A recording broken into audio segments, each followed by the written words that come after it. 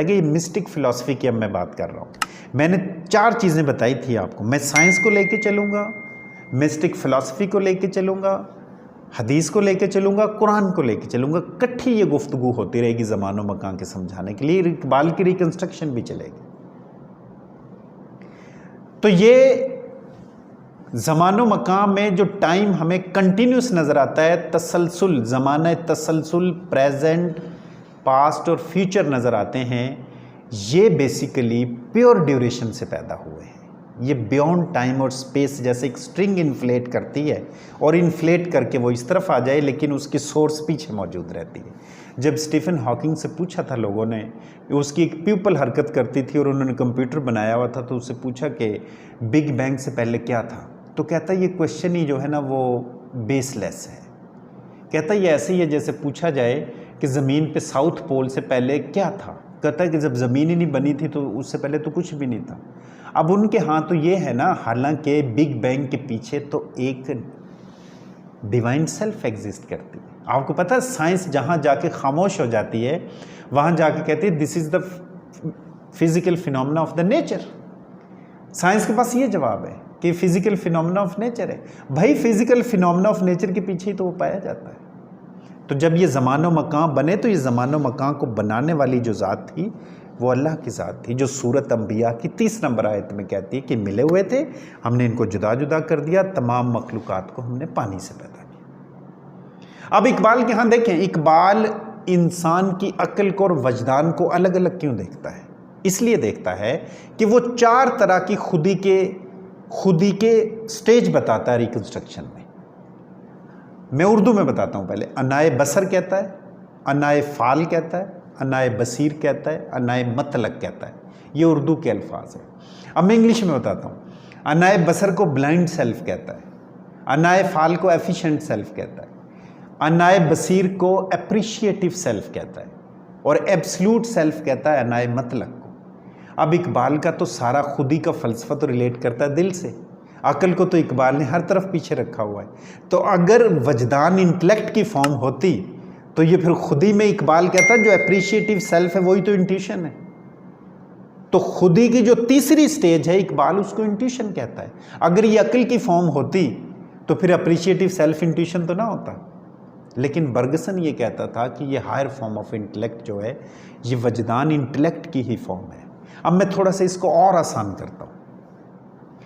देखें, जब कोई शख्स किसी काम को इस कदर तुंदही से करता है कि उसमें रच बस जाता है, तो उसका इंटेलेक्ट पीछे से इंट्यूशन से कनेक्ट हो जाता है। फिर से सुन ले, जब कोई शख्स किसी काम में इस कदर महव हो जाए, इस कदर महव हो जाए कि उसमें वो जज्ब हो जाए, रच बस जाए, तो उसका इंटेलेक्ट इंट्यूशन से कनेक्ट हो जाएगा।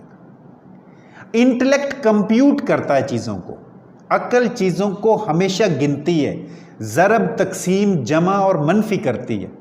इंट्यूशन जो है वो फैसला करता है, अकल फैसला नहीं करती। अकल 99.9% तक रिजल्ट देती है, इंट्यूशन 100% करेक्ट रिजल्ट देता है। इतना बारीक फ़र्क है। मैं कोशिश कर रहा हूँ कि इंट्यूशन पे एक किताब लिखूँ ज़रूर। मैंने इसकी आउटलाइन बनाई हुई है, अल्लाह करे वो लिखी जाए। फिर मैं आपको एक और बात बताता हूँ। ब्राज़ीलियन प्लेयर था एक पेले, उसने एक बैक हिट लगाई थी और वो पूल को जाके लगी थी। तो उसने ये क्लेम किया था कि मेरी ये बैक हिट जो है, इस मैच में मैं हारा हूँ, मेरी टीम जो है वो लूज़ की है, मैंने ये बैक हिट लगाई है और मैं इस कदर इसकी प्रैक्टिस कर चुका था कि ये बैक हिट कभी भी मेरी गलत नहीं हो सकती। इस पूल की मेजरमेंट की जाए, तो जब उस पूल की मेजरमेंट की गई थी तो वो 0.6 सेंटीमीटर अपनी पोजीशन से गलत था और बाद में उसके लिए उसके फेवर में डिसीजन दिया गया था। ये क्या था? ये उसका इंट्यूशन था बेसिकली, जिसने उसको ये कहा था कि जो काम तुमने प्रिसीजन और एक्यूरेसी के साथ किया है उसको गोल होना चाहिए था। अगर ये नहीं हुआ तो ये पूल की पोजीशन गलत है। इकबाल रिकंस्ट्रक्शन में एक वाकया लिखता है, छोटा सा वाकया नहीं लिखता, एक एग्जाम्पल देता है। कहता है इंसान का जो फेथ है ये इंट्यूशन बेस्ड है। कहता जैसे एक परिंदा है तो वो ऑस्ट्रेलिया से उड़ता है अमेरिका चला जाता है, कहता उसको रास्ता कौन बताता है? कहता है ये परिंदों में इंट्यूशन है जो जिससे वो अपना रास्ता ढूंढ लेते हैं।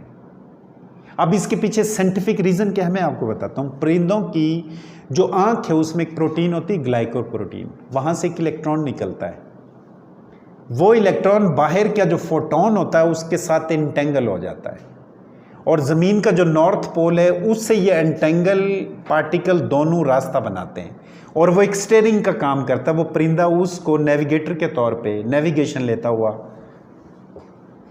मूव करता हुआ दूसरे कंट्री या सिटी में चला जाता है। अब फर्ज कर लें कि मैं और आप अपने अपने घर से आए, कोई ऐसा इवेंट हो कि हमारा घर या लाहौर का नक्शा बदल जाए। मैं और आप अपने अपने घर नहीं जाएंगे, जा नहीं पाएंगे, क्योंकि हमारा जो मैप बना हुआ है उसके मुताबिक हमें घर नहीं मिलेगा। लेकिन परिंदे के आप जिस दरख्त में उसका घोंसला बना हुआ आप सारा दरख्त गायब कर दें, परिंदा इसके बावजूद अपना घर ढूंढ लेगा। वो इंट्यूशन बेस्ड होता है।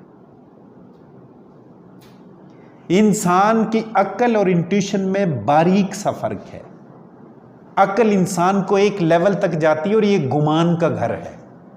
अक्ल गुमान का घर है और इंट्यूशन और वजदान इंसान के यकीन का घर है। ये दोनों उस वक्त कनेक्ट करते हैं जब सूरत हज में वो 46 नंबर आयत आती है कि आंखों सीने में दिल हैं जो अंधे होते हैं, बुनियादी तौर पे आंखें अंधी नहीं होती। तो एक सर्टन लेवल पे जब इंसान अपना तज़किया करता है तो उसका दिल जो है उसके ब्रेन को इनलाइटन करता है और दिल के अंदर भी न्यूरॉन्स पाए जाते हैं। ये दोनों कनेक्टेड होते हैं, ये दोनों एक फ्रीक्वेंसी पे आ जाते हैं। दिल और दिमाग एक फ्रीक्वेंसी पे आ जाते हैं। और साइंस की आज न्यूरोलॉजिकल स्टडीज़ ये बताती हैं कि इंसान के दिल में भी 40,000 के करीब न्यूरॉन्स पाए जाते हैं। हालांकि न्यूरॉन्स तो इधर होते हैं। साइंस की न्यूरोलॉजिकल स्टडीज़ बताती है, इसलिए दिल सोचता भी है। जब ये न्यूरॉन्स इस न्यूरॉन से कनेक्ट करते हैं तो फिर इंसान की बसीरत बेदार हो जाती है। ये दोनों कनेक्ट करते हैं, ये टेलीस्कोप का काम करते हैं जिससे इंसान दूर रस देखता है। देखने का मतलब ये कि वो फोर्सी कर लेता है हालात को दूर तक। तो ज़मानो मकान में जो इंसान का बदन और इसके 5 हवास हैं, ये ज़मानो मकान के अंदर ऑपरेट करेंगे।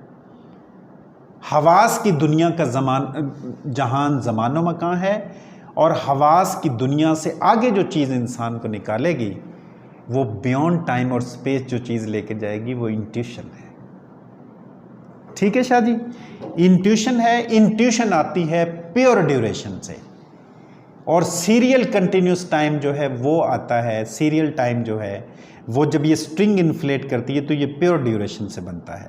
अब theory of a big bang जो थी, जो बताती है कि कायनात में ज़मानो मकान कैसे बने हैं, ये थ्योरी ऑफ बिग बैंग थी, एस्टैब्लिश्ड थ्योरी जो साइंस की है, जो सूरत अंबिया की 30 नंबर आयत है, जिसमें जब हम सूरत हामीम फुजिलत को भी देखते हैं उसमें भी ये मजमून आता है कि जब ये अल्लाह रब्बुल इज़्ज़त ने 2 दिन में ज़मीन बनाई, 2 दिन में इसके अंदर असबाब रखे, फिर ऊपर मुतवज्जो हुआ तो 2 दिन में ये 7 आसमान बनाए, फिर अपना अर्श बनाया। तो ये 7 दिन में इन ज़मानो मकान और बियॉन्ड ज़मानो मकान की जो तकमील है वो 7 दिन में अल्लाह के यहाँ पूरी होती है। तो ये ज़मानो मकान के आगे जो 7 हेवन्स आते हैं, जो 7 आसमान आते हैं, ये आलम नासूत है। और फिर एक बात और, सूरत ज़ारियात के अंदर एक आयत आती है इल्ला ला मूसियून, कि ये ज़मानो मकान बने एक्सपेंड कर रहे हैं। 1 सेकंड में ये वेलोसिटी ऑफ लाइट के बराबर एक्सपेंड कर जाते हैं। वेलोसिटी ऑफ लाइट कितनी है? 3 लाख किलोमीटर पर सेकंड, 1,86,000 किलोमीटर पर सेकंड। ज़मीन का सरकमफेरेंस तकरीबन 40,000 किलोमीटर है। तो रोशनी 1 सेकंड में 7 चक्कर लगा देगी ज़मीन के। तो जब 1 सेकंड होता है तो ये 1 सेकंड में वेलोसिटी ऑफ लाइट के बराबर कायनात जो है वो एक्सपेंड कर जाती है। इंसान जितना मर्जी तेज़ इंस्ट्रूमेंट बना ले वो कायनात के फैलाव को मैयर नहीं कर सकता, कायनात के फैलाव को मैयर नहीं कर सकता। एक ग्रीक फिलोसोफर था, उसका नाम था थैलस। वो कहा करता था कि अगर किसी चीज़ की स्पीड सबसे ज़्यादा है, ज़मीन और आसमान में किसी चीज़ की स्पीड सबसे ज़्यादा है, तो वो इंसान की इमेजिनेशन की है। वो कहता है कि वो तो नहीं कहता था थैलस ने उस वक्त तो वेलोसिटी ऑफ लाइट से नहीं पता चला था कि क्या है। आज वेलोसिटी ऑफ लाइट कहती है कि ज़मीन के गिर्द 7 चक्कर ज़मीन रोशनी लगा देती है 1 सेकंड में, और इंसान की इमेजिनेशन 100 चक्कर लगा देती है। और सारा तसव्वुफ इंसान की, वो ज़ौकी शाह की एक बुक है सिर्र दिलबरां, वो कहते हैं कि ये ख्याल से शुरू होता है और ख्याल पे ख़त्म हो जाता है। आज हम रखते हैं इतना ही। एक मैं